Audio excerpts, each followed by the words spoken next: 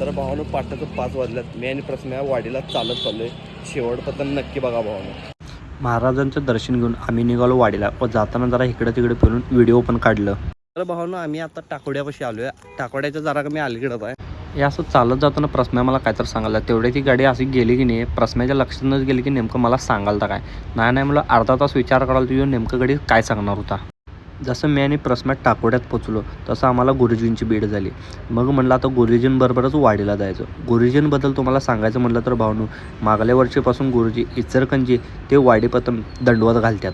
मग चहा नाश्ता करून झाल्यानंतर टाकोड्यातून शिरडूनकडे आम्ही दंडवत घालत निघालो. मग जसं पुढे गेल्यानंतर मग प्रश्नानं मला लक्षात करून दिला की भारत्या पुण्यातनं परत आलाय. मग भारत्या परत आलाय म्हटलं, मग त्याला कॉल लावलो व बोलवून घेतलो.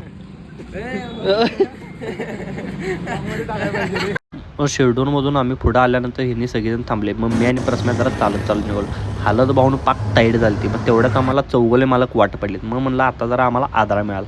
पुढे येऊन बघतोय तर भावनं गर्दी ढीग म्हणजे ढीग होती.